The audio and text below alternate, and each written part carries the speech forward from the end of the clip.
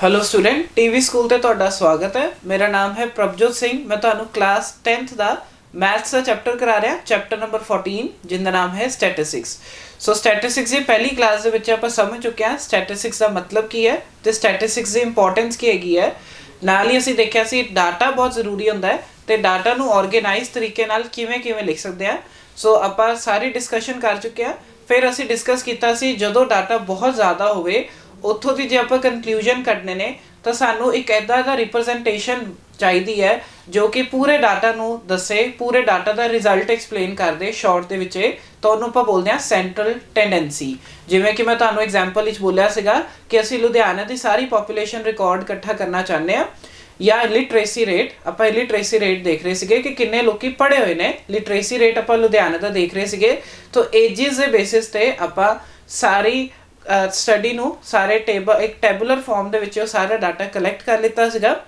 फिर अगर तुसी देखो ए तां लखां दे विच होणगे नंबर्स, तो अगर मैनू पूरी एक कनक्लूजन दसना पेगा तो थोड़ा जिहा डिफिकल्ट हो सकता है। तो असी की कर सकते हैं, एक ऐदा दा रिप्रजेंटेशन लभ लैंदे हैं, मतलब एक ऐदा दी नंबर लभ लैंदे हैं जो कि पूरे डाटा नू एक्सप्लेन करता होवे। सो नंबर नू असी बोलते हैं सेंट्रल टेंडेंसी। सेंट्रल टेंडेंसी हो सकती है मीन, मॉड और मीडियन। सो ये पूरे डाटा नू एक तरीके नाल रिप्रजेंट कर सकते हैं। मीन दे इर्द गिर्द कोई डाटा की वैल्यू अगे पिछे हो सकती है। जिद्दां आपां क्वेश्चन कीता सीगा लास्ट आपां कीता सी hours spend by a man 5 days a week जदों काम करदा सी। तो जिहड़ा साडा आंसर आया सी उहदे नाल सिर्फ असीं यह दस्सिया सीगा कि इहदी एवरेज इन्नी है, मतलब घट्टो घट उन्हें राउंड ऑफ करके इन्ने घंटे पर डे काम किया होएगा, जबकि एक्चुअली जो वैल्यू नहीं सीगी। तो इहदा मतलब की है कि असी 5 दिनों का वखरा वखरा स्टडी करने की जगह असी एक नंबर दे दिता जिन्हें पूरा एक्सप्लेन कर दिता कि घट्टो घट बंदे ने इन्ना काम किया होएगा। सो मीन कढ़ना आपां सिक्ख्या सीगा कल। सो मीन का फॉर्मूला आपां डिस्कस किया सी। मीनली सिंबल हुंदा है एक्स दे उत्ते बार। सो इहदे लई फॉर्मूला सीगा sum of observations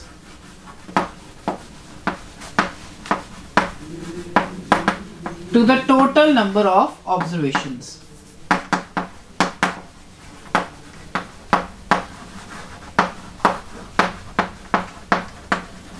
so mean जड़ा है वो बहुत जगह काम आएगा। सो अगर मान लो कि तुहानू अपने मार्क्स देखने ने, ठीक है, तुसी इंग्लिश जिन्ना स्कोर किया है, फिर उस तो बाद मैथ्स कितना स्कोर किया, तुहाडे 7-8 सब्जैक्ट है ने, सारे दे स्कोर तुसी देख लिता।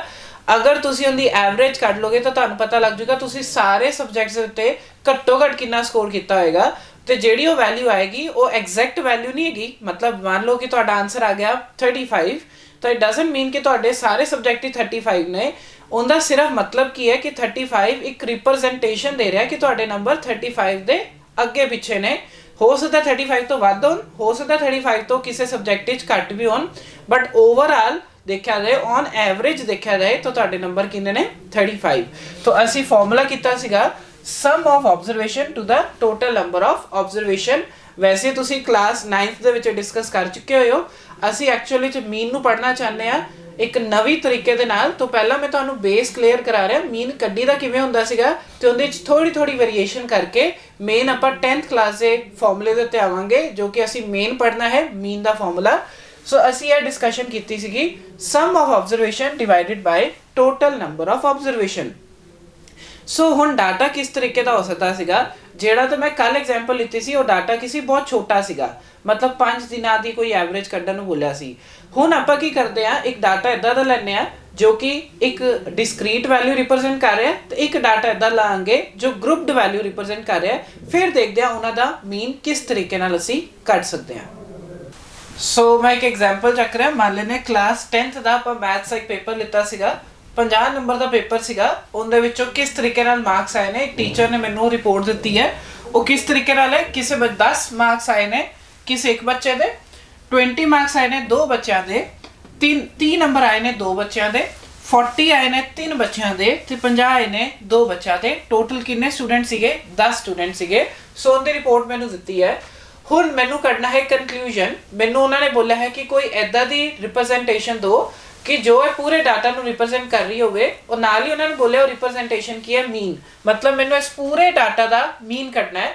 ਸੋ ਸਭ ਤੋਂ ਪਹਿਲਾ ਕੰਮ ਕੀ ਹੁੰਦਾ ਹੈ, ਜਿਹੜਾ ਵੀ ਤੁਹਾਨੂੰ ਡਾਟਾ ਦਿੱਤਾ ਉਹਦਾ ਮਤਲਬ ਸਮਝੋ, ਜੋ ਕਿ ਮੈਂ ਤੁਹਾਨੂੰ ਸਮਝਾ ਦਿੱਤਾ ਕਿ ਕਿੰਦਾ ਡਾਟਾ ਹੈ, ਕਲਾਸ 10th ਦੇ ਬੱਚਿਆਂ ਦਾ ਡਾਟਾ ਹੈ, ਜੋ ਕਿ ਕਿੰਨੇ ਨੰਬਰ ਸ਼ੋ ਕਰ ਰਹੇ ਨੇ, ਮੈਥਸ ਦੇ ਨੰਬਰ ਸ਼ੋ ਕਰ ਰਹੇ ਨੇ, ਔਰ ਸਾਨੂੰ ਪਤਾ ਲੱਗ ਗਿਆ ਕਿੰਨੇ ਕਿੰਨੇ ਨੰਬਰ ਆਏ ਨੇ, ਸਾਨੂੰ ਇਹ ਪਤਾ ਲੱਗ ਗਿਆ ਕਿੰਨੇ ਸਟੂਡੈਂਟਸ ਨੇ। ਹੁਣ ਆਪਾਂ ਕੱਢਣਾ ਚਾਹੁੰਦੇ ਹਾਂ ਮੀਨ ਦਾ ਫਾਰਮੂਲਾ ਸਾਨੂੰ ਪਤਾ ਹੈ, sum of observation divided by total number of observation. ਹੁਣ ਜਦ ਆਪਾਂ ਦੇਖੀਏ ਕਿ 10 ਮਾਰਕਸ ਕਿੰਨੇ ਬੱਚਿਆਂ ਦੇ ਆਏ ਨੇ, ਇੱਕ, ਇਹਦਾ ਮਤਲਬ ਇੱਕ ਬੱਚਾ ਹੈ ਜਿੰਦੇ ਕਿੰਨੇ ਨੰਬਰ ਆਏ ਨੇ 10। ਦੋ ਬੱਚੇ ਨੇ ਜਿਨ੍ਹਾਂ ਦੇ ਨੰਬਰ ਕੀ ਆਏ ਨੇ 20 ਆਏ ਨੇ, ਸੋ ਇਹਦਾ ਮਤਲਬ ਮੈਂ 2 ਵਾਰੀ 20 ਲਿਖ ਦੇਣਾ। ਫਿਰ ਉਸ ਤੋਂ ਬਾਅਦ ਦੋ ਬੱਚੇ ਇਦਾਂ ਦੇ ਨੇ ਜਿਨ੍ਹਾਂ ਦੇ ਨੰਬਰ 30 ਆਏ ਨੇ, ਸੋ ਮੈਂ 2 ਵਾਰੀ 30 ਲਿਖ ਦਿੱਤਾ। ਫਿਰ ਇਸ ਤੋਂ ਬਾਅਦ ਆਪਾਂ ਨੂੰ ਪਤਾ ਹੈ 3 ਬੱਚੇ ਇਦਾਂ ਦੇ ਨੇ ਜਿਨ੍ਹਾਂ ਦੇ 40 ਨੰਬਰ ਆਏ ਨੇ, ਤੇ 2 ਬੱਚੇ ਇਦਾਂ ਦੇ ਨੇ ਜਿਨ੍ਹਾਂ ਦੇ 50 ਨੰਬਰ ਆਏ ਨੇ, ਸੋ ਮੈਂ 40 3 ਵਾਰੀ ਲਿਖ ਦਿੱਤਾ ਔਰ 50 ਆਪਾਂ 2 ਵਾਰੀ ਲਿਖ ਦਿੱਤਾ। ਸੋ ਸਾਡੇ ਕੋਲ ਆ ਦਿੱਤੀ ਹੋਈ ਹੈ ਆਪਾਂ ਨੂੰ ਆਬਜ਼ਰਵੇਸ਼ਨਸ ਦਿੱਤੀਆਂ ਹੋਈਆਂ ਨੇ। ਜਿਵੇਂ ਕਿ ਆਪਾਂ ਪਿੱਛੇ ਕੁਐਸਚਨ ਕੀਤਾ ਸੀ, ਆਬਜ਼ਰਵੇਸ਼ਨ ਕੁਝ ਇਸ ਤਰੀਕੇ ਨਾਲ ਸੀਗੀਆਂ, ਸਾਨੂੰ ਟੇਬਲ ਨਹੀਂ ਸੀਗਾ, ਅਸੀਂ ਟੇਬਲ ਤੋਂ ਇਹ ਆਬਜ਼ਰਵੇਸ਼ਨ ਕੱਢ ਲਿੱਤੀਆਂ। ਹੁਣ ਜੇ ਮੈਂ ਮੀਨ ਕੱਢਣਾ ਚਾਹਨਾ, ਮੈਂ ਕੀ ਕਰੂੰਗਾ 10 plus 20 plus 20, ਸੋ 20 ਕਿੰਨੀ ਵਾਰੀ ਐਡ ਕਰ ਰਹੇ ਸੀ 2 ਵਾਰ, ਕਿਉਂਕਿ ਆਪਾਂ ਕੱਢਣਾ ਚਾਹੁੰਦੇ ਹਾਂ sum of observation divided by total number of observation. Sum ਦਾ ਮਤਲਬ ਹੁੰਦਾ ਹੈ ਜਿੰਨੀਆਂ ਵੀ ਆਬਜ਼ਰਵੇਸ਼ਨ ਨੇ ਇਹਨੂੰ ਸਭ ਨੂੰ ਐਡ ਕਰ ਲਈਏ। ਇਹ ਆਬਜ਼ਰਵੇਸ਼ਨ ਕੱਢੀਆਂ ਕਿੱਥੋਂ ਨੇ, ਇਸ ਟੇਬਲ ਤੋਂ ਕੱਢੀਆਂ ਨੇ। ਸਾਨੂੰ ਪਤਾ ਹੈ 10 ਮਾਰਕਸ ਜਿਹੜੇ ਨੇ ਉਹ ਇੱਕ ਬੱਚੇ ਦੇ ਆਏ ਨੇ, ਸੋ ਮੈਂ ਇੱਥੇ ਇੱਕ ਵਾਰੀ 10 ਲਿਖਿਆ। ਸਾਨੂੰ ਪਤਾ 20 ਮਾਰਕਸ 2 ਬੱਚਿਆਂ ਦੇ ਆਏ ਨੇ, ਸੋ ਮੈਂ 2 ਵਾਰੀ 20 ਲਿਖਿਆ। ਸਾਨੂੰ ਪਤਾ 30 ਮਾਰਕਸ 2 ਬੱਚੇ ਦੇ ਆਏ ਨੇ, ਸੋ 30 2 ਵਾਰੀ ਲਿਖਿਆ। 43 50 2 ਬੱਚਿਆਂ ਦੇ। ਸੋ ਇਹ ਆਬਜ਼ਰਵੇਸ਼ਨ ਆਪਾਂ ਕੱਢ ਲਿੱਤੀਆਂ ਇਸ ਟੇਬਲ ਤੋਂ। ਹੁਣ ਸਾਡਾ ਕੰਮ ਕੀ ਹੈ, ਸਮ ਆਫ ਆਬਜ਼ਰਵੇਸ਼ਨ ਕੱਢਣਾ। ਸੋ ਅਸੀਂ ਕੀ ਕਰਾਂਗੇ, ਸਾਰਿਆਂ ਨੂੰ ਐਡ ਕਰਨਾ ਹੈ। ਸੋ 10 ਨੂੰ ਇੱਕ ਵਾਰੀ ਐਡ ਕਰਾਂਗੇ, 20 ਨੂੰ ਕਿੰਨੀ ਵਾਰੀ ਐਡ ਕਰ ਰਹੇ ਹਾਂ ਅਸੀਂ 2 ਵਾਰ, 30 ਨੂੰ ਅਸੀਂ ਕਿੰਨੀ ਵਾਰੀ ਐਡ ਕਰ ਰਹੇ ਹਾਂ 2 ਵਾਰ, 40 ਨੂੰ ਅਸੀਂ ਕਰ ਰਹੇ ਹਾਂ 3 ਵਾਰ ਐਡ, ਤੇ 50 ਨੂੰ ਕਰ ਰਹੇ ਹਾਂ ਅਸੀਂ 2 ਵਾਰ ਐਡ। ਤਾਂ ਹੀ ਸਾਡੇ ਕੋਲ ਸਮ ਆਫ ਆਬਜ਼ਰਵੇਸ਼ਨਸ ਆਣਗੀਆਂ। ਫਿਰ ਜੋ ਸਮਸ ਆਫ ਆਬਜ਼ਰਵੇਸ਼ਨ ਆਣਗੀਆਂ ਉਹਨੂੰ ਡਿਵਾਈਡ ਕਰਾਂਗੇ ਟੋਟਲ ਆਬਜ਼ਰਵੇਸ਼ਨ।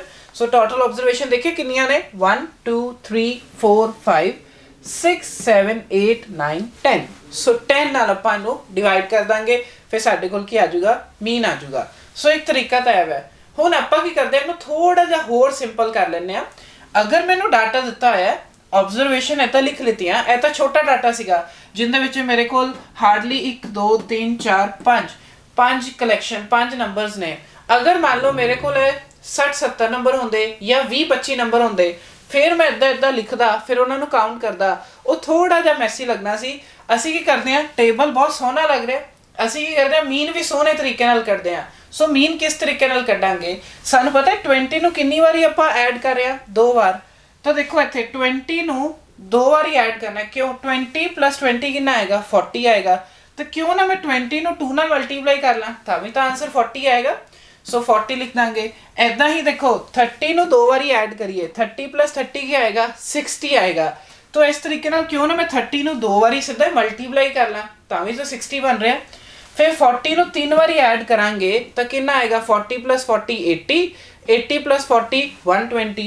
तो क्यों ना मैं 40 ਨੂੰ 3 ਨਾਲ मल्टीप्लाई कर ਲਾਂ, ਤਾਂ ਵੀ तो 120 आ रहा। फिर उस तो बाद 50 ਨੂੰ 2 ਵਾਰੀ ऐड करांगे तो 100 आएगा।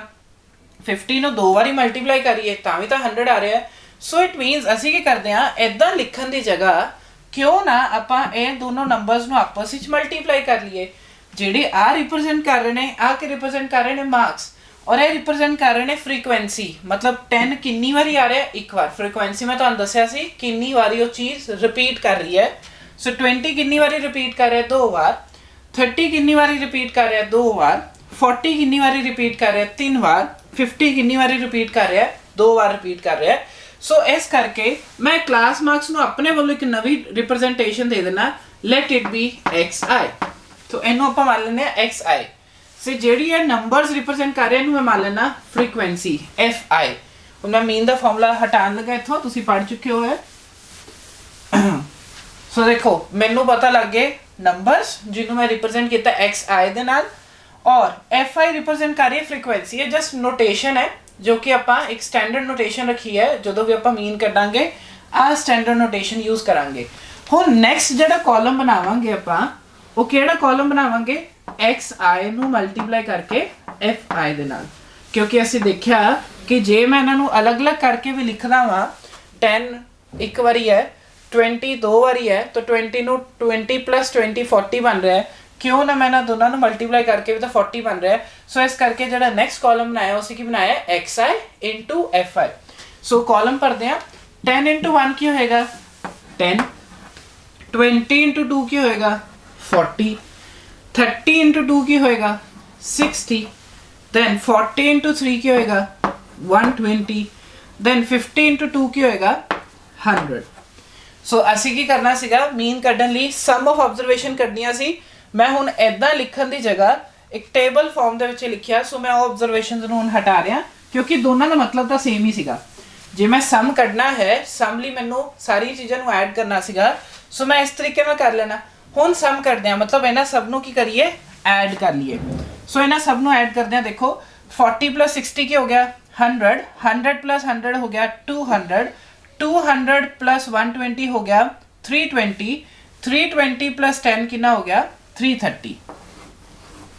ਸੋ ਇੱਕ ਵਾਰ ਦੁਬਾਰਾ ਚੈੱਕ ਕਰ ਲੈਣੇ ਆ। ਦੇਖੋ 100 + 100 200, 200 + 20 120 ਇਹ ਹੋ ਗਿਆ 320 + 330। ਸੋ ਇਹ ਟੋਟਲ ਆ ਗਿਆ 330। ਹੁਣ ਇਹ ਜਿਹੜਾ ਟੋਟਲ ਹੈ ਉਹਨੂੰ ਆਪਾਂ ਲਿਖ ਦਿੰਨੇ ਆ ਸਮੀਸ਼ਨ xi fi। ठीक है ਸਮੀਸ਼ਨ xi fi ਦਾ ਮਤਲਬ ਕੀ ਹੈ ਅਸੀਂ xi ਔਰ fi ਨੂੰ ਪਹਿਲਾਂ ਮਲਟੀਪਲਾਈ ਕੀਤਾ ਫਿਰ ਸਭ ਨੂੰ ਐਡ ਕੀਤਾ। ਜੇ ਮੈਂ ਉਹਦਾ ਵੀ ਐਡ ਕਰਦਾ ਇਹੀ ਚੀਜ਼ ਹੀ ਬਣਨੀ ਸੀਗੀ। ਜੇ ਮੈਂ ਆਬਜ਼ਰਵੇਸ਼ਨ ਜਿਹੜੀਆਂ ਪਹਿਲਾਂ ਲਿਖੀਆਂ ਸੀਗੀਆਂ 10 ਇੱਕ ਵਾਰੀ 20 ਦੋ ਵਾਰੀ 33 ਦੋ ਵਾਰੀ ਦੈਨ 40 3 ਵਾਰੀ 50 ਦੋ ਵਾਰੀ ਤੁਸੀਂ ਕਰਕੇ ਦੇਖਣਾ ਇਹਨਾਂ ਸਭ ਨੂੰ ਵੀ ਜੋੜ ਕੇ ਤੁਹਾਡਾ ਆਨਸਰ 330 ਬਣੇਗਾ। ਸੋ ਮੈਂ ਕੀ ਕਰ ਰਿਹਾ ਵਾਂ ਮੈਂ ਇਹਨੂੰ ਜੇ ਰਿਪਰੈਜ਼ੈਂਟੇਸ਼ਨ ਜਿੰਨੀ ਈਜ਼ੀ ਤਰੀਕੇ ਨਾਲ ਔਰ ਜਿੰਨੀ ਸ਼ਾਰਟ ਦੇ ਵਿੱਚ ਅਸੀਂ ਦਈਏ ਉਨਾ ਹੀ ਈਜ਼ੀ ਹੈ ਉਸ ਚੀਜ਼ ਨੂੰ ਸਮਝਣਾ ਔਰ ਉਨਾ ਹੀ ਉਹ ਪ੍ਰੈਜ਼ੈਂਟੇਬਲ ਲੱਗੇਗਾ। ਸੋ ਅਸੀਂ ਮੀਨ ਕਰਨਾ ਚਾਹੁੰਦੇ ਇੱਕ ਪ੍ਰੈਜ਼ੈਂਟੇਬਲ ਫਾਰਮ ਦੇ ਤਰੀਕੇ ਨਾਲ। ਸੋ ਮੈਂ ਕੀ ਕੀਤਾ ਉਹ ਜਿਹੜੀ ਅਲੱਗ-ਅਲੱਗ ਆਬਜ਼ਰਵੇਸ਼ਨ ਲਿਖਣੀਆਂ ਸੀਗੀਆਂ ਉਹਨੂੰ ਮੈਂ ਇੱਕ ਇਨ ਸ਼ਾਰਟ ਇਦਾਂ ਕਰਕੇ ਲਿਖ ਲਿੱਤਾ। ਸੋ ਅਸੀਂ ਕੀ ਕੀਤਾ 10 ਨੂੰ 1 ਨਾਲ ਮਲਟੀਪਲਾਈ ਕੀਤਾ ਕਿਉਂਕਿ 10 ਇੱਕ ਵਾਰੀ ਆ ਰਿਹਾ ਸੀਗਾ 20 ਦੋ ਵਾਰੀ ਆ ਰਿਹਾ ਸੀ 20 + 20 40 ਬਣਨਾ ਸੀ। ਤਾਂ ਮੈਂ ਇਹਨਾਂ ਦੋਨਾਂ ਨੂੰ ਜਸਟ ਮਲਟੀਪਲਾਈ ਕਰ ਲਿਆ। ਇਹਨਾਂ ਨੂੰ ਮਲਟੀਪਲਾਈ ਕਰ ਲਿਆ ਇਹਨਾਂ ਨੂੰ ਮਲਟੀਪਲਾਈ ਕਰ ਲਿਆ ਇਹਨਾਂ ਨੂੰ ਮਲਟੀਪਲਾਈ ਕਰ ਲਿਆ। ਹੁਣ ਮੇਨਲੀ ਕੀ ਕਰਨਾ ਸੀ ਸਮ ਆਫ ਆਲ ਆਬਜ਼ਰਵੇਸ਼ਨ। ਸੋ ਇਹ ਆਬਜ਼ਰਵੇਸ਼ਨ ਨੂੰ ਅਸੀਂ ਕੀ ਕਰ ਲਿਆ ਐਡ ਕਰ ਲਿਆ ਜੋ ਕਿ ਆ ਗਿਆ 330। ਇਹਨੂੰ ਕਿੰਨੇ ਨਾਲ ਡਿਵਾਈਡ ਕਰਨਾ ਹੈ ਟੋਟਲ ਨੰਬਰ ਆਫ ਆਬਜ਼ਰਵੇਸ਼ਨ। ਸੋ ਸਾਨੂੰ ਪਤਾ ਕਿੰਨੇ ਸਟੂਡੈਂਟ ਸੀਗੇ 10 ਸਟੂਡੈਂਟ ਸੀਗੇ। ਸੋ ਆ ਜਿਹੜੀ ਚੀਜ਼ ਰਿਪਰੈਜ਼ੈਂਟ ਕਰ ਰਹੀ ਹੈ ਇਹਨੂੰ ਲਿਖਾਂਗੇ ਸਮੀਸ਼ਨ fi। ਸਮੀਸ਼ਨ fi ਦਾ ਮਤਲਬ ਹੈ ਜਿੰਨੇ ਵੀ fi ਲਿੱਤੇ ਨੇ ਤੁਸੀਂ ਉਹਨਾਂ ਸਭ ਨੂੰ ਐਡ ਕੀਤਾ। ਸੋ ਹੁਣ ਦੇਖੋ ਮੀਨ ਦਾ ਫਾਰਮੂਲਾ ਜੋ ਕਿ ਸੀ sum of observation. So sum of observation ਦੀ ਜਗ੍ਹਾ ਮੈਂ ਲਿਖੂੰਗਾ ਸਮੀਸ਼ਨ xi fi divided by total number of observation जो कि आ गया summation fi। सो एक नवा शॉर्ट फॉर्मूला ਆਪਾਂ ਬਣਾ ਲਿੱਤਾ ਹੈ ਮੀਨ ਦਾ जो कि है sum of observation ਜਿਹਨੂੰ ਆਪਾਂ ਲਿਖ ਰਹੇ ਹਾਂ summation xi fi divided by total number of observation ਜਿਹਨੂੰ ਆਪਾਂ ਲਿਖ ਰਹੇ ਹਾਂ summation fi। ਸੋ ਸਮਝ ਆ ਗਿਆ ਤੁਹਾਨੂੰ ਆਪਾਂ ਨੂੰ ਇਹ ਡਾਟਾ ਦਿੱਤਾ ਹੋਇਆ ਸੀਗਾ ਤਾਂ ਡਾਟਾ ਨੂੰ ਜਦੋਂ ਮੈਂ ਆਬਜ਼ਰਵੇਸ਼ਨ ਫਾਰਮ ਵਿੱਚ ਲਿਖਣਾ ਸੀਗਾ ਸੋ ਇਹ ਤਾਂ ਛੋਟਾ ਡਾਟਾ ਸੀਗਾ ਮੈਂ ਤੁਹਾਨੂੰ ਐਗਜ਼ਾਮਪਲ ਛੋਟੇ ਨਾਲ ਦੇ ਰਿਹਾ ਬਟ ਇੰਪਲਾਈ ਤਾਂ ਵੱਡੇ ਉੱਤੇ ਵੀ ਹੋ ਸਕਦਾ ਹੈ। ਸੋ ਇਹ ਡਾਟਾ ਬਹੁਤ ਛੋਟਾ ਸੀਗਾ ਮੈਂ ਅਲੱਗ-ਅਲੱਗ ਕਰਕੇ ਲਿਖ ਲਿੱਤਾ ਬਟ ਜੇ ਮੇਰੇ ਕੋਲ ਇਦਾਂ ਹੀ ਕਾਲਮਸ 50 ਜਾਂ 40 ਹੁੰਦੇ ਤਾਂ ਫਿਰ ਅਲੱਗ-ਅਲੱਗ ਲਿਖਦੇ ਫਿਰ ਕਾਊਂਟ ਕਰਦੇ ਉਹ ਐਕਚੁਅਲੀ ਕੀ ਹੋਣਾ ਸੀਗਾ ਬਹੁਤ ਟਾਈਮ ਕੰਜ਼ਿਊਮਿੰਗ ਵੀ ਲੱਗਣਾ ਸੀ ਪਲੱਸ ਉਹ ਪ੍ਰੈਜ਼ੈਂਟੇਬਲ ਹੀ ਲੱਗਣਾ ਸੀ। ਸੋ ਅਸੀਂ ਚਾਹੁੰਦੇ ਹਾਂ ਕਿ ਪ੍ਰੈਜ਼ੈਂਟੇਬਲ ਲੱਗੇ। ਸੋ ਇਸ ਕਰਕੇ ਅਸੀਂ ਕੀ ਕੀਤਾ ਸਿੰਪਲ ਵੈਸੇ ਵੀ ਜੇ 20 ਨੂੰ ਦੋ ਵਾਰੀ ਐਡ ਕਰਦੇ ਤਾਂ 40 ਬਣਨਾ ਸੀਗਾ ਤਾਂ ਮੈਂ ਇਹਨਾਂ ਨੂੰ ਡਾਇਰੈਕਟ ਮਲਟੀਪਲਾਈ ਕਰ ਲਿਆ। 30 ਨੂੰ ਦੋ ਵਾਰੀ ਐਡ ਕਰਦੇ ਤਾਂ 60 ਬਣਨਾ ਸੀ ਮੈਂ ਡਾਇਰੈਕਟ ਇਹਨਾਂ ਨੂੰ ਮਲਟੀਪਲਾਈ ਕਰ ਲਿਆ। ਫਿਰ ਸਾਨੂੰ ਪਤਾ 40 ਤਿੰਨ ਵਾਰੀ ਆ ਰਿਹਾ ਸੀ ਤਿੰਨ ਵਾਰੀ 40 ਨੂੰ ਐਡ ਕਰਕੇ 120 ਬਣ ਰਿਹਾ ਤਾਂ ਮੈਂ 40 ਨੂੰ ਡਾਇਰੈਕਟ 3 ਨਾਲ ਮਲਟੀਪਲਾਈ ਕਰਕੇ ਲਿਖ ਲਿੱਤਾ। ਸੋ ਇਹਦੇ ਨਾਲ ਕੀ ਹੋਏਗਾ ਇੱਕ ਤਾਂ ਕੈਲਕੂਲੇਸ਼ਨ ਈਜ਼ੀ ਹੋ ਜਾਏਗੀ ਪਲੱਸ ਡਾਟਾ ਪ੍ਰੈਜ਼ੈਂਟੇਬਲ ਲੱਗੇਗਾ। ਫਿਰ ਅਸੀਂ ਕੀ ਕਰਨਾ ਸੀ ਜੋ ਵੀ ਆਨਸਰ ਆਣੇ ਸੀ ਉਹਨਾਂ ਸਭ ਨੂੰ ਆਪਸ ਵਿੱਚ ਐਡ ਕਰਨਾ ਸੀ। ਸੋ ਇਸ ਕਰਕੇ ਮੈਂ ਸਾਰਿਆਂ ਨੂੰ ਇਹਨਾਂ ਸਭ ਨੂੰ ਹੀ ਐਡ ਕਰ ਲਿੱਤਾ। ਆਪਾਂ ਕੀ ਕੀਤਾ ਇਹਨਾਂ ਸਭ ਨੂੰ ਐਡ ਕੀਤਾ ਇਹ ਕੀ ਆ ਗਿਆ 330। ਇਹਨੂੰ ਡਿਵਾਈਡ ਕਿੰਨੇ ਨਾਲ ਕਰਨਾ ਸੀ ਟੋਟਲ ਆਬਜ਼ਰਵੇਸ਼ਨ ਜੋ ਕਿੰਨੀਆਂ ਸੀ 10। ਸੋ ਸਾਡੇ ਲਈ ਫਾਰਮੂਲਾ ਬਣ ਗਿਆ summation xi fi divided by summation fi। ਹੁਣ ਆਪਾਂ ਇਸ ਡਾਟਾ ਦਾ ਮੀਨ ਕਰਦੇ ਹਾਂ। ਦੇਖੋ ਆਪਾਂ ਸਮ ਕਰ ਲਿੱਤਾ ਸੀ 330 ਔਰ ਟੋਟਲ ਆਬਜ਼ਰਵੇਸ਼ਨ ਕਿੰਨੀਆਂ ਸੀ 10। ਸੋ ਸਾਡੇ ਕੋਲ ਆਨਸਰ ਕੀ ਆ ਗਿਆ 33। ਸੋ ਇਹਦਾ ਮਤਲਬ ਇਹਦੀ ਔਨ ਐਵਰੇਜ ਦੇਖੀ ਜਾਏ ਬੱਚਿਆਂ ਦੇ ਮਾਰਕਸ ਕਿੰਨੇ ਆਏ ਨੇ 33। ਸੋ 33 ਨੰਬਰ ਰਿਪਰੈਜ਼ੈਂਟ ਕਰ ਰਿਹਾ ਹੈ ਪੂਰੇ ਡਾਟਾ ਨੂੰ ਮਤਲਬ ਬੱਚਿਆਂ ਦੇ ਨੰਬਰ 33 ਦੇ ਆਸ-ਪਾਸ ਹੋਣਗੇ। ਹੁਣ ਐਗਜ਼ੈਕਟ 33 ਹੈ ਜ਼ਰੂਰੀ ਨਹੀਂ ਹੈ बट ऑन एवरेज सब दे नंबर 33 ਦੇ ਕੋਲ ਨੇ। सो मीनली ਆਪਾਂ ਇੱਕ ਨਵਾਂ ਫਾਰਮੂਲਾ ਕੱਢ ਲਿਆ ਜੋ ਕਿ ਹੈ summation xi fi upon summation fi। ਸੋ ਆਹ ਫਾਰਮੂਲਾ ਤੁਸੀਂ ਵੈਸੇ ਤਾਂ ਕਰ ਚੁੱਕੇ ਹੋ 9th ਕਲਾਸ ਦੇ ਵਿੱਚ। ਹੁਣ ਮੈਂ ਉਮੀਦ ਕਰਦਾ ਤੁਹਾਨੂੰ ਸਮਝ ਆਇਆ ਹੋਵੇਗਾ ਕਿ ਇਹ ਫਾਰਮੂਲਾ ਆਇਆ ਕਿੱਥੋਂ ਹੈ। ਸੋ ਫਾਰਮੂਲਾ ਆਇਆ ਕਿੱਥੋਂ ਹੈ, ਸੇਮ ਜੋ ਆਪਾਂ ਸਟਾਰਟਿੰਗ ਵਿੱਚ ਪੜਿਆ ਸੀ, sum of observation divided by total number of observation. Actually ਉਹੀ ਚੀਜ਼ ਹੀ ਹੈ, ਬਸ ਉਹਨੂੰ ਆਪਾਂ ਟੈਬੂਲਰ ਫਾਰਮ ਲਈ ਇੱਕ ਛੋਟ ਤਰੀਕੇ ਦੇ ਨਾਲ ਆਪਾਂ ਇਹ ਫਾਰਮੂਲਾ ਦਿੱਤਾ ਹੈ ਜੋ ਕਿ ਹੈ summation xi fi upon summation fi। ਸੋ ਇਹ ਡਾਟਾ ਕੀ ਸੀਗਾ, ਇਹ ਡਿਸਕ੍ਰੀਟ ਡਾਟਾ ਸੀਗਾ। ਹੁਣ ਅਸੀਂ ਮੀਨ ਕੱਢਦੇ ਹਾਂ ਗਰੁੱਪਡ ਡਾਟਾ ਵਾਸਤੇ। ਸੋ ਹੁਣ ਆਪਾਂ ਇੱਕ ਨਵਾਂ ਡਾਟਾ ਲਿੱਤਾ ਹੈ। ਇਹ ਡਾਟਾ ਪਹਿਲਾਂ ਦੇਖਦੇ ਹਾਂ ਮਤਲਬ ਕੀ ਹੈ ਇਸ ਡਾਟਾ ਦਾ। तो मैं ਤੁਹਾਨੂੰ ਵਰਬਲੀ ਦੱਸ ਰਿਹਾ, ਇਹਦਾ ਮਤਲਬ ਕੀ ਹੈ ਕਿ ਅਸੀਂ ਕੀ ਕੀਤਾ 10th ਕਲਾਸ ਦੇ ਬੱਚਿਆਂ ਦੇ 30 ਮਾਰਕ ਦਾ ਪੇਪਰ ਲਿੱਤਾ ਸੀਗਾ, ਸਾਇੰਸ ਦਾ ਪੇਪਰ ਲਿੱਤਾ ਸੀਗਾ, ਜਿੰਦੀ ਰਿਪੋਰਟ ਮੈਨੂੰ ਆਈ ਹੈ ਗਰੁੱਪਡ ਫਾਰਮ ਵਿੱਚ। ਮਤਲਬ ਜਿਨ੍ਹਾਂ ਦੇ ਨੰਬਰ 0 ਔਰ 5 ਦੇ ਵਿੱਚ ਨੇ ਉਹ ਬੱਚਾ ਸੀਗਾ, ਸਿਰਫ ਇੱਕੋ ਹੀ ਬੱਚਾ ਹੈ ਜਿਨ੍ਹਾਂ ਦੇ ਨੰਬਰ 5 ਤੋਂ 10 ਮਾਰਕਸ ਦੇ ਵਿੱਚ ਸੀਗੇ ਆਊਟ ਆਫ 30। ਉਹ ਬੱਚੇ ਕਿੰਨੇ ਸੀਗੇ 2। ਫਿਰ 10 to 15 ਮਾਰਕਸ ਵਾਲੇ ਬੱਚੇ 2 ਸੀਗੇ। ਦੈਨ 15 to 20 ਮਾਰਕਸ ਵਾਲੇ ਵੀ 2 ਬੱਚੇ ਸੀਗੇ। 20 to 25 ਮਾਰਕਸ ਵਾਲੇ ਇੱਕ ਬੱਚਾ ਸੀਗਾ ਤੇ 25 to 30 ਮਾਰਕ ਦੇ ਵਿੱਚ ਕਿੰਨੇ ਬੱਚੇ ਸੀ 2। ਸੋ ਇਹ ਕੀ ਹੋ ਗਿਆ, ਇੱਕ ਗਰੁੱਪ ਰਿਪਰੈਜ਼ੈਂਟੇਸ਼ਨ ਹੈ। ਮਤਲਬ ਇੱਥੇ ਸਾਨੂੰ ਐਕਿਊਰੇਟ ਵੈਲਿਊ ਨਹੀਂ ਪਤਾ, ਸਾਨੂੰ ਪਤਾ ਹੈ 5 ਤੋਂ 10 ਦੇ ਵਿੱਚ ਨੰਬਰ ਨੇ।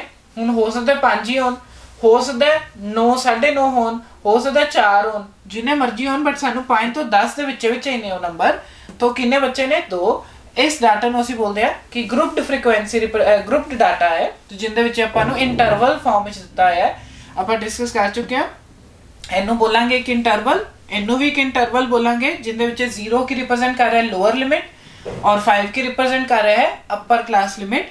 ਐਦਾਂ ਹੀ 5 ਔਰ 10 ਦੇ ਵਿੱਚ ਲੋਅਰ ਕਲਾਸ ਲਿਮਿਟ ਹੈ 5 ਤੇ ਅਪਰ ਕਲਾਸ ਲਿਮਿਟ ਕੀ ਹੈ 10। और आ रिप्रेजेंट कर रही है फ्रीक्वेंसी, मतलब 0 तो 5 ਦੇ ਵਿੱਚ ਜਿਨ੍ਹਾਂ ਦੇ ਨੰਬਰ ਆ ਰਹੇ ਹੋ ਸਿਰਫ ਇੱਕੋ ਹੀ ਬੱਚਾ ਹੈ। 5 ਤੋਂ 10 ਦੇ ਵਿੱਚ 2 ਬੱਚਿਆਂ ਦੇ ਨੰਬਰ ਨੇ। ਸੋ ਅਗੇਨ ਹੁਣ ਆਪਾਂ ਟੇਬਲ ਫਾਰਮ ਲਈ ਮੀਨ ਦਾ ਫਾਰਮੂਲਾ ਕੀ ਲਗਾ ਸਕਦੇ ਹਾਂ ਸ਼ਾਰਟ ਵਿੱਚ, ਸਮੀਸ਼ਨ xi fi upon summation fi। ਆ ਤਾਂ ਰਿਪਰੈਜ਼ੈਂਟ ਕਰ ਰਿਹਾ ਹੈ fi। xi ਕੀ ਹੁੰਦਾ ਹੈ, ਇੱਕ ਐਕਿਊਰੇਟ ਵੈਲਿਊ ਜੋ ਕਿ ਇੱਥੇ ਨਹੀਂ ਦਿਖ ਰਹੀ। ਸੋ ਅਸੀਂ ਆਪਣੇ ਵੱਲੋਂ ਕੀ ਮੰਨ ਲੈਂਦੇ ਆ 5 ਔਰ 10 ਦੇ ਵਿੱਚ 0 ਔਰ 5 ਦੇ ਵਿੱਚ ਆਪਾਂ ਬਿਲਕੁਲ ਸੈਂਟਰਲ ਨੰਬਰ ਲੈ ਲੈਂਦੇ ਆ ਕਿ ਹੁਣ ਦੇਖੋ 0 ਔਰ 5 ਦੇ ਵਿੱਚੋਂ ਐਗਜ਼ੈਕਟ ਨੰਬਰ ਤਾਂ ਮੈਨੂੰ ਪਤਾ ਨਹੀਂ ਕਿ ਕਿੰਨੇ ਨੰਬਰ ਆਏ ਨੇ ਇਸ ਬੱਚੇ ਦੇ, ਮੈਨੂੰ ਇੰਨਾ ਪਤਾ 0 ਔਰ 5 ਦੇ ਵਿੱਚ ਨੇ। ਤਾਂ ਅਸੀਂ ਕੀ ਕਰ ਲੈਂਦੇ ਆ ਬਿਲਕੁਲ 0 ਔਰ 5 ਦੇ ਵਿੱਚ ਘਰ ਵਾਲਾ ਨੰਬਰ ਚੱਕ ਲੈਂਦੇ ਆ 2.5। ਤਾਂ ਮੈਂ ਮੰਨ ਲੈਂਦਾ ਕਿ ਇਸ ਬੱਚੇ ਦੇ ਕਿੰਨੇ ਨੰਬਰ ਨੇ 2.5। ਹੋ ਸਕਦਾ 2.5 ਤੋਂ ਥੋੜੇ ਉੱਤੇ ਹੋਣ ਜਾਂ ਥੱਲੇ ਹੋਣ, ਬਟ ਐਕਚੁਅਲੀ 0 ਔਰ 5 ਦੇ ਵਿੱਚ ਕਿਹੜਾ ਨੰਬਰ ਹੈ 2.5 ਤਾਂ ਹੈਗਾ। ਤਾਂ ਇਹਨਾਂ ਮਤਲਬ ਇਸ ਬੱਚੇ ਦੇ ਅਪਰੋਕਸੀਮੇਟਲੀ 2.5 ਤੱਕ ਤਾਂ ਨੰਬਰ ਹੋਣਗੇ। ਸੋ ਜਿਹੜਾ ਹੁਣ ਆਪਾਂ ਨਵਾਂ ਕਾਲਮ ਬਣਾ ਰਹੇ ਆ ਉਹ ਪਹਿਲਾਂ ਬਣਾਵਾਂਗੇ ਅਸੀਂ xi ਦਾ, ਜੋ ਕਿ ਐਕਚੁਅਲੀ ਕੀ ਹੋਏਗੀ ਕਲਾਸ ਮਾਰਕ। ਆਪਾਂ ਕਲਾਸ ਮਾਰਕ ਡਿਸਕਸ ਕਰ ਚੁੱਕੇ ਹੋਏ ਆ ਜੋ ਕਿ ਹੁੰਦੀ ਹੈ upper limit plus lower limit divided by 2। ਸੋ ਸਭ ਤੋਂ ਪਹਿਲਾਂ ਇਸ ਡਾਟਾ ਲਈ ਮੈਨੂੰ xi ਚਾਹੀਦਾ ਹੈ, ਮਤਲਬ ਇੱਕ ਨੰਬਰ ਚਾਹੀਦਾ ਹੈ ਜਿੰਦੇ ਨਾਲ ਮੈਂ ਰਿਪਰੈਜ਼ੈਂਟ ਕਰ ਸਕਾਂ ਕਿ ਇਹ ਬੱਚੇ ਦੇ ਐਕਚੁਅਲੀ ਜੋ ਨੰਬਰ ਹੋਣਗੇ ਕਿੰਨੇ। ਸੋ ਆਪਾਂ ਇੱਕ ਰਫ ਸੈਂਟਰਲ ਨੰਬਰ ਚੱਕ ਰਹੇ ਹਾਂ 0 ਔਰ 5 ਇੰਟਰਵਲ ਦੇ ਵਿੱਚੋਂ ਇੱਕ ਸੈਂਟਰਲ ਨੰਬਰ ਚੱਕਿਆ ਹੈ ਜੋ ਕਿੰਨਾ ਆ ਰਿਹਾ ਹੈ 0 + 5। देखो लोअर लिमिट है 0, अपर लिमिट है 5, सो 5 + 0 डिवाइडेड बाय 2 जो कि आ गया 2.5। सो ना मतलब इस इंटरवल ली 2.5 काम करेगा xi ਦਾ। ਜੇ 5 to 10 ਦੇ ਵਿੱਚ ਦੇਖੀਏ सो 5 to 10 ਲਈ ਆਪਣੇ ਕੋਲ ਕਲਾਸ ਮਾਰਕ ਕਿੰਨਾ ਆ ਜਾਊਗਾ 5 + 10 ਜੋ ਕਿ ਹੋ ਗਿਆ 15। 15 डिवाइडेड बाय 2 दैट इज 7.5। सो ਅਸੀਂ ਬਿਲਕੁਲ ਸੈਂਟਰ ਵਾਲਾ ਨੰਬਰ ਚੱਕ ਲਿਆ 5 ਔਰ 10 ਦੇ ਬਿਲਕੁਲ ਸੈਂਟਰ ਵਾਲਾ ਨੰਬਰ ਚੱਕਿਆ ਜੋ ਕਿ ਰਿਪਰੈਜ਼ੈਂਟ ਕਰੇਗਾ ਕਿ ਇੰਨਾ ਕੋ ਅਪਰੋਕਸੀਮੇਟ ਨੰਬਰ ਹੋਣਗੇ ਦੋ ਬੱਚਿਆਂ ਦੇ। ਸੋ 7.5। ਇਸੇ ਤਰੀਕੇ ਨਾਲ ਦੈਨ ਆਪਾਂ ਕਰਦੇ ਹਾਂ 10 to 15 ਜੋ ਕਿ ਆ ਜਾਊਗਾ 25 डिवाइडेड बाय 2 जो आ जाएगा 12.5। आगे 15 + 20 जो कि आ जाएगा 35 का हाफ करिए तो आ जाएगा 17.5। सो आ गया 17.5। ऐदा ही इस डाटा ली तो इस इंटरवल ली 20 to 25 जो कि हो गया 45 डिवाइडेड बाय 2 जो कि आ गया 22.5। नेक्स्टली 25 + 30 जो कि आ गया 55। सो 55 बाय 2 जो कि ना आ गया अपने को 2 2 ज़ा 4 then 7.5 तो 27.5 सो एक रिप्रेजेंट कर रहे हैं सेंट्रल मार्क्स 0 और 5 ਦੇ ਵਿੱਚੋਂ ਸੈਂਟਰਲ 2.5 5 to 10 ਦੇ ਵਿੱਚ ਸੈਂਟਰਲ 7.5 10 to 15 ਦੇ ਵਿੱਚ ਸੈਂਟਰਲ 12.5 15 to 20 ਦੇ ਵਿੱਚ ਸੈਂਟਰਲ 17.5 20 to 25 ਦੇ ਵਿੱਚ ਸੈਂਟਰਲ ਨੰਬਰ ਹੈ 22.5 25 to 30 ਦੇ ਵਿੱਚ ਹੈ 27.5 ਸੋ ਇਹ ਆਪਣੇ ਕੋਲ ਨਿਕਲ ਆਈ ਕਲਾਸ ਮਾਰਕ ਹੁਣ ਨੈਕਸਟ ਕਾਲਮ ਕਿੰਦਾ ਬਣਾਉਣਾ ਹੈ ਆਪਾਂ XI FI ਦਾ क्योंकि सानू इतना पता लग गया कि जे मैं ऑब्जर्वेशन लिखा तो मैं 2.5 कितनी बारी लिखूंगा एक बारी 7.5 लिखूंगा दो बारी 12.5 लिखूंगा दो बार 17.5 दो बार 22.5 भी दो बार ते 27.5 सो ए अपने कोल इदा बना लेने ताकि थोड़ी कंफ्यूजन ना होवे ऊपर नीचे ना लिखे गए होन सो अपन आ चीज पता लग रही है कि किन्नू कितनी बारी लिखना है सो ये आगे क्लास मार्क तो देखो हुन ਆਪਾਂ 2.5 ਨੂੰ ਤਾਂ ਇੱਕ ਵਾਰੀ ਐਡ ਕਰਨਾ ਹੈ ਬਟ 7.5 ਨੂੰ ਕਿੰਨੀ ਵਾਰੀ ਐਡ ਕਰਨਾ ਹੈ ਦੋ ਵਾਰ तो क्यों ना मैं पहला 7.5 ਨੂੰ 2 ਨਾਲ ਮਲਟੀਪਲਾਈ ਹੀ ਕਰ ਲਾ ਸੋ ਨੈਕਸਟ ਕਾਲਮ ਜਿਹੜਾ ਬਣਾਵਾਂਗੇ ਉਹ ਕਿੰਦਾ ਕਾਲਮ ਬਣੇਗਾ ਸਮੀਸ਼ਨ xi fi ਦਾ ਸੋ ਅਗਲਾ ਕਾਲਮ ਹੈ xi fi ਦਾ ਸੋ ਦੇਖੋ 1 ਨੂੰ 2.5 ਨਾਲ ਮਲਟੀਪਲਾਈ ਕੀਤਾ ਆ ਗਿਆ 2.5 जे 7.5 ਨੂੰ 2 ਨਾਲ ਮਲਟੀਪਲਾਈ ਕਰੀਏ ਤੇ ਆ ਜਾਊਗਾ 15 12.5 ਨੂੰ 2 ਨਾਲ ਮਲਟੀਪਲਾਈ ਕਰੀਏ ਤਾਂ ਇਹ ਆ ਜਾਊਗਾ 25 17.5 ਨੂੰ ਜੇ ਮੈਂ 2 ਨਾਲ ਮਲਟੀਪਲਾਈ ਕਰਾਂ ਇੱਕ ਵਾਰੀ ਚੈੱਕ ਕਰ ਲੈਂਦੇ ਆ 2 5 10 35 ਸੋ ਇਹ ਆ ਗਿਆ 35 then 22.5 ਨੂੰ ਜੇ ਆਪਾਂ 2 ਦੇ ਨਾਲ ਕਿੰਨੇ ਨਾਲ ਮਲਟੀਪਲਾਈ ਕਰਨਾ ਹੈ 1 ਦੇ ਨਾਲ ਤਾਂ ਇਹ 22.5 ਹੀ ਆਏਗਾ then ਅੱਗੇ ਹੈ 27.5 ਨੂੰ ਕਿੰਨੇ ਨਾਲ ਮਲਟੀਪਲਾਈ ਕਰਨਾ ਹੈ ਅਸੀਂ 2 ਦੇ ਨਾਲ ਸੋ 27.5 ਨੂੰ ਅਸੀਂ 2 ਨਾਲ ਮਲਟੀਪਲਾਈ ਕਰ ਲੈਣਾ ਹੈ ਇਹ ਆ ਗਿਆ 10 15 then ਆ ਗਿਆ 55 ਸੋ ਆ ਗਿਆ 55.0 ਆ ਰਿਹਾ ਸੀ ਤਾਂ 55 ਵੀ ਲਿਖ ਲਾਂਗੇ ਸੋ ਆ ਬਣ ਗਿਆ ਸਾਡਾ ਨੈਕਸਟ ਕਾਲਮ XI FI ਦਾ ਜੋ ਕਿ ਰਿਪਰੈਜ਼ੈਂਟ ਕਰ ਰਿਹਾ ਹੈ 2.5 ਨੂੰ ਅਸੀਂ ਇੱਕ ਵਾਰੀ ਐਡ ਕਰਾਂਗੇ 7.5 ਨੂੰ ਜਦੋਂ ਮੈਂ ਦੋ ਵਾਰੀ ਐਡ ਕਰੂੰਗਾ ਤਾਂ ਐਕਚੁਅਲੀ 7.5 into 2 ਕਰ ਦਿੰਨੇ ਆ ਜੋ ਕਿ ਆ ਜਾਊਗਾ 15 12.5 ਨੂੰ ਜਦੋਂ ਮੈਂ ਦੋ ਵਾਰੀ ਐਡ ਕਰੂੰਗਾ ਤਾਂ ਮੇਰੇ ਕੋਲ ਕੀ ਆ ਜਾਊਗਾ 25 then 17.5 ਨੂੰ ਜੇ ਮੈਂ ਦੋ ਨਾਲ ਮਲਟੀਪਲਾਈ ਕਰੂੰਗਾ ਇਹਦਾ ਮਤਲਬ ਆ ਜਾਊਗਾ 17.5 ਨੂੰ ਅਸੀਂ ਦੋ ਵਾਰੀ ਐਡ ਕਰਨਾ ਹੈ ਤਾਂ ਆਨਸਰ ਆ ਜਾਊਗਾ 35 22.5 ਨੂੰ ਤਾਂ ਇੱਕੋ ਵਾਰੀ ਐਡ ਕਰਨਾ ਸੀਗਾ ਤੇ 27.5 ਨੂੰ ਜਦੋਂ ਅਸੀਂ ਦੋ ਵਾਰੀ ਐਡ ਕਰਾਂਗੇ ਤਾਂ ਸਾਡੇ ਕੋਲ ਕੀ ਆ ਜਾਊਗਾ 55 ਸੋ ਇਹ ਬਣ ਗਿਆ ਆਪਣਾ ਕਾਲਮ XI FI ਦਾ ਹੁਣ ਸਾਨੂੰ ਮੀਨ ਦਾ ਫਾਰਮੂਲਾ ਪਤਾ ਹੈ ਜੋ ਕਿ ਹੁੰਦਾ ਹੈ sum of observation divided by total number of observation ਜੋ ਕਿ ਆ ਗਿਆ summation XI FI upon summation FI so ਇਹਦੇ ਲਈ ਮੈਨੂੰ ਕੀ ਕਰਨਾ ਪਏਗਾ ਇਹ ਸਾਰੀਆਂ ਆਬਜ਼ਰਵੇਸ਼ਨ ਨੂੰ ਐਡ ਕਰਨਾ ਪਏਗਾ ਤੇ ਨਾਲ ਹੀ ਮੈਨੂੰ ਇਹ ਸਾਰੇ ਨੰਬਰ ਆਫ ਸਟੂਡੈਂਟਸ ਨੂੰ ਵੀ ਐਡ ਕਰਨਾ ਪਏਗਾ ਜਿਹੜੇ ਨੰਬਰ ਆਫ ਸਟੂਡੈਂਟ ਨੂੰ ਐਡ ਕਰੂੰਗਾ ਉਹ ਆ ਜਾਊਗਾ ਸਮੀਸ਼ਨ FI ਤੇ ਜਦੋਂ ਮੈਂ ਇਹਨਾਂ ਸਭ ਨੂੰ ਐਡ ਕਰੂੰਗਾ ਉਹ ਆ ਜਾਊਗਾ ਸਮੀਸ਼ਨ XI FI ਸੋ ਆਪਾਂ ਐਡ ਕਰਦੇ ਹਾਂ ਇਹਨਾਂ ਨੰਬਰਸ ਨੂੰ ਇੱਕ ਵਾਰੀ ਸੋ ਆਪਾਂ ਐਡ ਕਰੀਏ ਪਹਿਲਾ ਮੈਂ ਨॉन ਡੈਸੀਮਲ ਨੰਬਰਸ ਨੂੰ ਐਡ ਕਰ ਰਿਹਾ 15 25 35 55 ਨੂੰ ਸੋ 15 25 35 plus 55 तो 1 2 3 4 ये आ गया V then 2 to 4 4 1 5 5 plus 5 plus 5 10 then आ गया 13 एक बार वेरीफाई कर लेने 2 plus 2 4 4 plus 1 5 5 plus 5 10 ते आ गया 130 सो नॉन डेसिमल नंबर्स नु ऐड करके आ रहा है 130 नाल डेसिमल नंबर भी ऐड करने ने जो दो ही नंबर ने 22.5 ते नाल है 2.5 सो आ गया 10 ये आ गया 2 2 ज़ा 4 2 plus 2 4 4 plus 1 5 25 ਸੋ ਇਹਦੇ ਵਿੱਚ ਆਪਾਂ 25 ਵੀ ਐਡ ਕਰ ਦਿੰਨੇ ਆ 25.0 ਜੋ ਆ ਰਿਹਾ ਸੀ ਇੱਥੇ ਆ ਗਿਆ 5 5 1 ਸੋ ਇਹਨੂੰ ਐਡ ਕਰਕੇ ਕਿੰਨਾ ਆ ਗਿਆ 155 सो एक रिप्रेजेंट कर रहा है समीशन XI FI जो कि आ गया है 155 और समीशन FI मैंने पता है कितना है आप ऐड कर लेने आना भी 2 + 2 4 4 + 1 5 5 और 5 10। सो सबमिशन FI की है 10। सो ये है 10, इत्थे ਆਪਾਂ वैल्यू पुट करते हैं, ये आ गया 155 डिवाइडेड बाय 10 जो कि आ गया 15.5। सो एवरेज मार्क्स किन्ने आ गए ना सब बच्चों के 15.5। सो किस तरीके नाल कीता, ਜਦੋਂ भी साडे कोल ग्रुप्ड नंबर्स होंगे, सो 0 to 5 एक इंटरवल रिप्रेजेंट कर रहा है, तो सब तो पहला काम होएगा XI करना, जो कि एक्चुअली की होएगी इन्हां दी बिल्कुल सेंट्रल वैल्यू।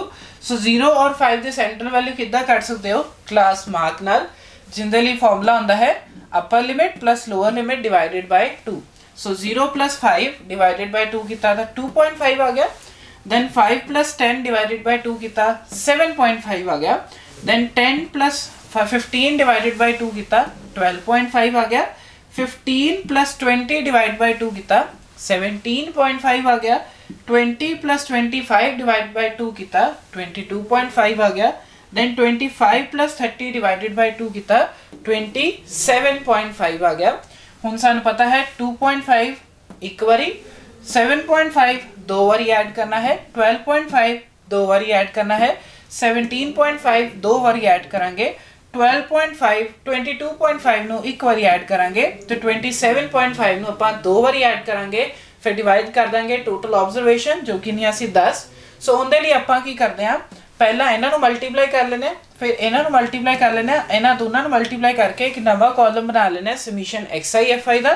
ਫਿਰ ਮੀਨ ਦਾ ਫਾਰਮੂਲਾ ਲਾਵਾਂਗੇ ਸਮੀਸ਼ਨ XI FI upon summation FI। ਸੋ ਜਿਹੜਾ ਕਾਲਮ ਬਣਾਇਆ ਹੈ ਉਹ ਹੈ XI FI ਦਾ। ਜਦੋਂ ਇਹਨਾਂ ਸਭ ਨੂੰ ਐਡ ਕਰੋਗੇ ਤਾਂ ਉਹਨੂੰ ਬੋਲਦੇ ਹੋ ਸਮੀਸ਼ਨ XI FI। ਤਾਂ ਜਿਹੜੀ ਫ੍ਰੀਕੁਐਂਸੀ ਹੈ ਜੋ ਨੰਬਰ ਰਿਪੀਟ ਕਰ ਰਹੇ ਸੀਗੇ ਉਹਨੂੰ ਜਦੋਂ ਐਡ ਕਰਦੇ ਹੋ ਉਹਨੂੰ ਬੋਲਦੇ ਹੋ ਸਮੀਸ਼ਨ FI ਤੇ ਉਸ ਕਾਲਮ ਨੂੰ ਬੋਲਦੇ ਹੋ FI। ਸੋ ਆਪਾਂ ਫਾਰਮੂਲੇ 'ਚ ਕੀ ਕਰਾਂਗੇ, ਮੇਨਲੀ ਸਮੀਸ਼ਨ XI FI ਦੀ ਜਗ੍ਹਾ ਆਪਾਂ ਇਹਨਾਂ ਸਭ ਨੂੰ ਐਡ ਕਰਕੇ ਜੋ ਵੈਲਿਊ ਆਏਗੀ ਉਹ ਆ ਰਹੀ ਸੀ 155 ਉਹ ਯੂਜ਼ ਕਰਾਂਗੇ, ਤੇ ਸਮੀਸ਼ਨ FI ਦੀ ਜਗ੍ਹਾ ਆਪਾਂ ਕਿਹੜੀ ਵੈਲਿਊ ਯੂਜ਼ ਕਰਾਂਗੇ ਜਿਹੜੀ ਇਹਨਾਂ ਨੂੰ ਐਡ ਕਰਕੇ ਆ ਰਹੀ ਸੀ ਉਹ ਹੈ 10। सो 155 डिवाइडेड बाय 10 कितना तो 15.5 क्या आ गया इस डाटा ਦਾ मीन। सो जो ਆਪਾਂ ਹੁਣ ਸਟੱਡੀ ਕਰਨਾ ਹੈ 10th ਕਲਾਸ ਦੇ ਵਿੱਚ, ਤੁਹਾਡੀ ਪਹਿਲੀ ਐਕਸਰਸਾਈਜ਼ ਹੈ 14.1। ਉਹਦੇ ਵਿੱਚ ਅਸੀਂ ਐਕਚੁਅਲੀ ਚ ਮੀਨ ਹੀ ਕੱਢਣਾ ਹੈ, ਔਰ ਮੀਨ ਆਪਾਂ ਕੱਢਾਂਗੇ ਜਾਂ ਤਾਂ ਸਿੰਗਲ ਟਰਮਸ ਵਾਸਤੇ ਜਾਂ ਫਿਰ ਇਦਾਂ ਦੇ ਇੰਟਰਵਲਸ ਵਾਸਤੇ। ਤਾਂ ਮੈਂ ਤੁਹਾਨੂੰ ਇੱਕ ਐਗਜ਼ਾਮਪਲ ਦੇ ਕੇ ਸਮਝਾਇਆ ਹੈ ਮੀਨ ਕੱਢੀ ਦਾ ਕਿਉਂ ਇਸ ਤਰੀਕੇ ਨਾਲ ਤੇ ਕਿਸ ਤਰੀਕੇ ਨਾਲ ਕੱਢਣਾ ਹੈ ਉਹ ਮੈਂ ਤੁਹਾਨੂੰ ਸਮਝਾ ਦਿੱਤਾ ਹੈ। बट इस मैथड का नाम है उन्होंने बोलते हैं आप direct method. Direct method. So ये डायरेक्ट मैथड की हो गया एक सिंपल तरीका है जिंदे नाल तुसी मीन कढ सकते हो। सो तुसी की करोगे, पहला क्लास मार्क कटोगे जो तुहाडे कोल इंटरवल्स ने, क्लास मार्क लिए एक नवा कॉलम बनाओगे, फिर क्लास मार्क नू मल्टीप्लाई करोगे फ्रीक्वेंसी दे नाल। सो नवा कॉलम बनेगा XI FI दा। फिर ਆਪਾਂ ਕੋਲ ਫਾਰਮੂਲਾ ਕੀ ਹੈ, mean is equal to summation XI FI upon summation FI। So total ਕਰਾਂਗੇ XI FI ਦਾ ਤੇ ਟੋਟਲ ਕਰਾਂਗੇ FI ਦਾ, ਉਹਨਾਂ ਦੋਨਾਂ ਨੂੰ ਡਿਵਾਈਡ ਕਰਾਂਗੇ ਤੇ ਸਾਡੇ ਕੋਲ ਕੀ ਆ ਜਾਊਗਾ, ਮੀਨ ਆ ਜਾਏਗਾ। ਔਰ ਇਸ ਮੈਥਡ ਨੂੰ ਅਸੀਂ ਬੋਲਦੇ ਹਾਂ ਡਾਇਰੈਕਟ ਮੈਥਡ। ਹੁਣ ਗੱਲ ਕੀ ਹੈ, ਅਸੀਂ ਚਾਹੁੰਦੇ ਹਾਂ ਕਿ ਕੈਲਕੂਲੇਸ਼ਨ ਕੀ ਰਵੇ, ਈਜ਼ੀ ਰਵੇ। ਸੋ ਇਹ ਤਾਂ ਬਹੁਤ ਸਿੰਪਲ ਦੀ ਐਗਜ਼ਾਮਪਲ ਸੀਗੀਆਂ, ਬਹੁਤ ਹੀ ਛੋਟੀ ਜਿਹੀ ਐਗਜ਼ਾਮਪਲ ਲਿੱਤੀ ਹੈ, ਬਹੁਤ ਘੱਟ ਨੰਬਰਸ ਦੀ ਲਿੱਤੀ ਹੈ। ਹੁਣ ਕਈ ਵਾਰੀ ਕੀ ਹੋਏਗਾ, ਬਹੁਤ ਜ਼ਿਆਦਾ ਨੰਬਰਸ ਆ ਜਾਣਗੇ, ਜਿਵੇਂ ਕਿ ਇੱਥੇ ਡੈਸੀਮਲ ਤਾਂ ਖਤਮ ਹੀ ਹੋ ਰਿਹਾ ਸੀ ਆਲਮੋਸਟ, ਬਟ ਸਾਨੂੰ ਪਤਾ ਸਾਡੀ ਕੈਲਕੂਲੇਸ਼ਨ ਬੇਸਿਕ ਪ੍ਰੋਬਲਮ ਜਿਹੜੀ ਆਉਂਦੀ ਹੈ ਡੈਸੀਮਲ ਨੂੰ ਐਡ ਕਰਨ ਵਿੱਚ। ਫਿਰ ਜੇ ਮੰਨ ਲਓ ਇੱਥੇ ਡੈਸੀਮਲ ਹੁੰਦਾ ਫਿਰ ਉਹਨੂੰ ਡਿਵਾਈਡ ਕਰਦੇ ਤਾਂ ਥੋੜੀ ਜਿਹੀ ਕਨਫਿਊਜ਼ਨ ਆ ਸਕਦੀ ਸੀਗੀ। ਸੋ ਨੈਕਸਟ ਕਲਾਸ ਦੇ ਵਿੱਚ ਅਸੀਂ ਦੇਖਾਂਗੇ ਕਿਸ ਤਰੀਕੇ ਨਾਲ ਕੈਲਕੂਲੇਸ਼ਨ ਨੂੰ ਹੋਰ ਈਜ਼ੀ ਕਰ ਸਕਦੇ ਹਾਂ। ਮੰਨ ਲਓ ਕਿ ਤੁਹਾਡੇ ਕੋਲ ਕੈਲਕੂਲੇਸ਼ਨ ਬਹੁਤ ਕੰਪਲਿਕੇਟਿਡ ਆ ਰਹੀ ਹੈ, ਜੇ ਮੰਨ ਲਓ ਇਹੀ ਨੰਬਰ ਬਹੁਤ ਵੱਡਾ ਹੁੰਦਾ क्लास मार्क का, फिर मान लो फ्रीक्वेंसी भी बहुत वड्डी होंदी, उन्होंने भी मल्टीप्लाई करके बहुत वड्डा नंबर आंदा, फिर सब नू ऐड कर दे, हो सकता है साडे कोल कोई गलती हो जाए, खासकर डेसिमल्स जे आ जान। तो आपां जिहड़ा नैक्सट तरीका सिखांगे उहदे च की होएगा, कढना आपां मीन ही होएगा बट एक ईजी तरीके दे नाल। ਉਹ डिस्कशन ਆਪਾਂ ਨੈਕਸਟ ਕਲਾਸ ਵਿੱਚ ਕਰਾਂਗੇ। ਅੱਜ ਆਪਾਂ ਡਿਸਕਸ ਕੀਤਾ ਹੈ ਡਾਇਰੈਕਟ ਮੈਥਡ।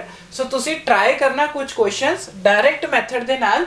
ਉੱਪਰ ਮੈਥਡ ਹਲੇ ਨਾ ਪੜਨਾ ਕਿਹੜਾ ਮੈਥਡ ਲਿਖਿਆ ਹੋਇਆ, ਤੁਸੀਂ ਸਿਰਫ ਕੁਐਸਚਨ ਟਰਾਈ ਕਰਨਾ ਡਾਇਰੈਕਟ ਮੈਥਡ, ਜੋ ਕਿ ਮੈਂ ਤੁਹਾਨੂੰ ਐਕਸਪਲੇਨ ਕੀਤਾ ਹੈ summation XI FI divided by summation FI। ਔਰ ਮੈਂ ਤੁਹਾਨੂੰ ਇੱਕ ਸਟੈਪ ਐਕਸਪਲੇਨ ਕੀਤਾ ਇੱਕ ਛੋਟੀ ਜਿਹੀ ਐਗਜ਼ਾਮਪਲ ਹੈ ਕਿ ਸੋ ਤੁਸੀਂ ਟਰਾਈ ਜ਼ਰੂਰ ਕਰਨਾ ਇੱਕ ਦੋ ਕੁਐਸਚਨ। ਫਿਰ ਆਪਾਂ ਨੈਕਸਟ ਕਲਾਸ ਦੇ ਵਿੱਚ ਇਹ ਫਾਰਮੂਲੇ ਦੇ ਨਾਲ ਹੀ ਆਪਾਂ ਇੱਕ ਸ਼ਾਰਟਕਟ ਕਰਾਂਗੇ, ਜਿੰਦੇ ਨਾਲ ਆਪਾਂ ਨੂੰ ਪਤਾ ਲੱਗੇਗਾ ਕਿ ਕੈਲਕੂਲੇਸ਼ਨ ਹੋਰ ਕਿੱਦਾਂ ਸਿੰਪਲ ਕਰ ਸਕਦੇ ਆ। ਸੋ ਤੁਹਾਨੂੰ ਪਤਾ ਲੱਗ ਗਿਆ ਕਿ ਮੀਨ ਕਿਸ ਤਰੀਕੇ ਨਾਲ ਕੱਢਣਾ ਹੈ। ਸੋ ਮੀਨ ਲਈ ਪਹਿਲਾ ਸਟੈਂਡਰਡ ਫਾਰਮੂਲਾ ਹੈ sum of observation divided by total number of observation. But ਜੇ ਤੁਹਾਡੇ ਕੋਲ ਟੈਬੂਲਰ ਡਾਟਾ ਆ ਜਾਏ ਕੁਝ ਇਸ ਤਰੀਕੇ ਦਾ, ਉਸ ਟਾਈਮ ਤੇ ਤੁਸੀਂ ਫਾਰਮੂਲਾ ਲਾਓਗੇ summation xi fi divided by summation fi। ਔਰ ਇਸ ਮੈਥਡ ਨੂੰ ਅਸੀਂ ਬੋਲਦੇ ਹਾਂ direct method for finding the mean. So ਤੁਸੀਂ ਟਰਾਈ ਜ਼ਰੂਰ ਕਰਨਾ ਕੁਐਸਚਨ ਇਸ ਮੈਥਡ ਦੇ ਨਾਲ। ਸੋ ਉਮੀਦ ਕਰਦਾ ਤੁਹਾਨੂੰ ਇਹ ਮੈਥਡ ਸਮਝ ਆਇਆ। ਅੱਜ ਦੀ ਕਲਾਸ ਆਪਾਂ ਇੱਥੇ ਹੀ ਖਤਮ ਕਰਦੇ ਹਾਂ। ਧੰਨਵਾਦ।